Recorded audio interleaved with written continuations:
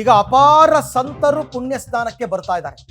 ಅಖಾಡ ಮುಖ್ಯ ಸಂತರಿಗೆ ದಾರಿ ಮಾಡಿಕೊಟ್ಟಿದ್ದಾರೆ ಪೊಲೀಸರು ಅಂತಕ್ಕಂಥ ಮಾಹಿತಿ. ಅವರೆಲ್ಲರನ್ನೂ ತಡೆದಿದ್ರು. ಸಂಗಮ್ ಘಾಟ್ನಲ್ಲಿ ಅಮೃತ ಸ್ನಾನವನ್ನ ಸಾಧು ಸಂತರು ಈಗ ಮಾಡಲಿದ್ದಾರೆ. ತ್ರಿವೇಣಿ ಸಂಗಮಕ್ಕೆ ಕಲ್ಪಿಸುವ ಸೇತುವೆಗಳನ್ನ ಅಲ್ಲಲ್ಲಿ ಬಂದ್ ಮಾಡಿದರೆ ಜನರನ್ನ ತಡೆ ಹಿಡಿಯೋದಕ್ಕೆ. ಅವರೆಲ್ಲ ತೀರ್ಮಾನ ತಗೊಂಡಿದ್ರು. ನಾಗಾ ಸಾಧುಗಳು, ಅಘೋರಿಗಳು, ಬೇರೆ ಬೇರೆ ಅಖಾಡದವರೆಲ್ಲರೂ ಕೂಡ ನಾವು ಇವತ್ತು ಮಾಡೋದೇ ಇಲ್ಲ ಸ್ನಾನ ಅಂತ ತೀರ್ಮಾನ ತಗೊಂಡಿದ್ರು.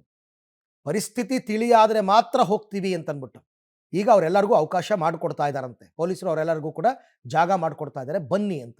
ಯಾಕೆಂದರೆ ಇವರು ಸ್ನಾನ ಮಾಡಿದ ನಂತರ ಜನಸಾಮಾನ್ಯರು ಸ್ನಾನ ಮಾಡಿದ್ರೆ ಶಾಹಿ ಸ್ನಾನ ಆಗುತ್ತೆ.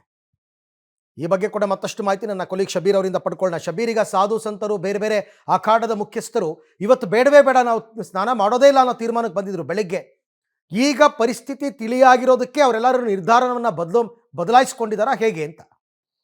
ಯುಪಿ ಮುಖ್ಯಮಂತ್ರಿ ಯೋಗಿ ಆದಿತ್ಯನಾಥ್ ಅವರು ಕೂಡ ಇವತ್ತು ಬೆಳಗ್ಗೆ ಮಾತನಾಡಬೇಕಾದಂತ ಸಂದರ್ಭದಲ್ಲಿ ಹೇಳಿದ್ರು ಅರವಿಂದ್, ಆರಂಭದಲ್ಲಿ ಶಾಹಿ ಸ್ನಾನವನ್ನ ರದ್ದು ಮಾಡಬೇಕು ಅನ್ನುವಂತ ನಿಟ್ಟಿನಲ್ಲಿ ನಿರ್ಧಾರ ಮಾಡಲಾಗಿತ್ತು. ಆದ್ರೆ ಪರಿಸ್ಥಿತಿ ಯಾವಾಗ ನಿಯಂತ್ರಣಕ್ಕೆ ಬಂತು ಅವರಿಗೆ ಅವಕಾಶವನ್ನ ಕೂಡ ಮಾಡಿಕೊಡ್ಲಾಗುತ್ತೆ. ಅವ್ರ ಜೊತೆಗೆ ಮಾತಾಡಿದೀವಿ.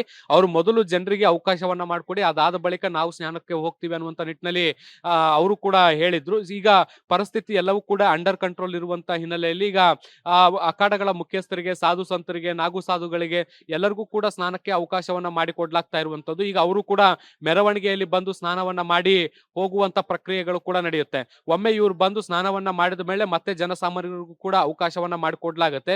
ಈಗ ಎಲ್ಲಿ ಸಾಧು ಸಂತರು ಸ್ನಾನವನ್ನ ಮಾಡ್ತಾರೆ ಆ ಪ್ರದೇಶದಲ್ಲಿ ಸಾಕಷ್ಟು ನಿರ್ಬಂಧಗಳನ್ನ ಕೂಡ ಹೇರುವಂತ ಕೆಲಸವನ್ನ ಮಾಡಲಾಗಿರುವಂತದ್ದು. ಕೇವಲ ಅಖಾಡಗಳೊಂದಿಗೆ ಬರುವಂತ ಜನರಿಗೆ ಮಾತ್ರ ಅವಕಾಶವನ್ನ ಮಾಡಿಕೊಡ್ಲಾಗ್ತಾ ಇರುವಂತದ್ದು.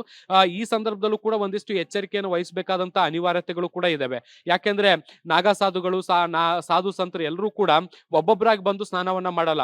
ಅವರು ಸಾವಿರಾರು ಸಂಖ್ಯೆಯಲ್ಲಿ ಗುಂಪು ಗುಂಪಾಗಿ ಬಂದು ಸ್ನಾನವನ್ನ ಮಾಡ್ತಾರೆ. ಹೀಗಾಗಿ ಈ ಸಂದರ್ಭದಲ್ಲೂ ಕೂಡ ಸಾಕಷ್ಟು ನೂಕು ನುಗ್ಗಾಟ, ತಳ್ಳಾಟಗಳಾಗಬಹುದಾದಂತ ಸಾಧ್ಯತೆಗಳು ಕೂಡ ಇದಾವೆ.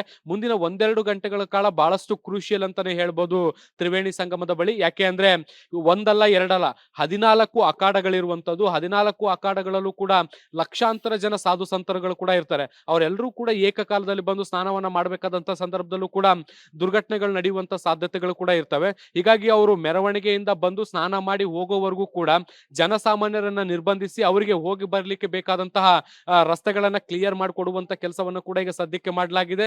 ಒಂದೊಂದೇ ಅಖಾಡದ ಸಾಧು ಸಂತರು ಎಲ್ಲರೂ ಕೂಡ ಈಗ ಬಂದು ತ್ರಿವೇಣಿ ಸಂಗಮದ ಹತ್ರ ಧಾವಿಸ್ತಾ ಇದ್ದಾರೆ. ಅವರು ಮೆರವಣಿಗೆಯಿಂದ ಬಂದು ಸ್ನಾನ ಮಾಡ್ಲಿಕ್ಕೆ ಬಹುಶಃ 2-3 ಗಂಟೆಗಳ ಸಮಯ ಕೂಡ ಹಿಡಿಯುವಂತ ಸಾಧ್ಯತೆಗಳಿದಾವೆ. ಮಧ್ಯಾಹ್ನ 2 ಗಂಟೆ ಒಳಗಡೆ ಈ ಎಲ್ಲ ಪ್ರಕ್ರಿಯೆಗಳು ಕೂಡ ಮುಕ್ತಾಯ ಆಗುತ್ತೆ.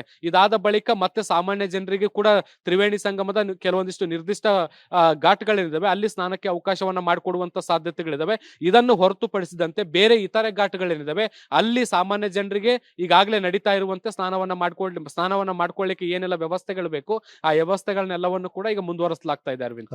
ಮಧ್ಯಾಹ್ನ 2 ಗಂಟೆಯ ತನಕನೂ ಕೂಡ ಸಾಧು ಸಂತರಿಗೆ, ಅಖಾಡದ ಮುಖ್ಯಸ್ಥರಿಗೆ ಅವಕಾಶವನ್ನು ಮಾಡಿಕೊಡ್ತಾ ಇದೆ.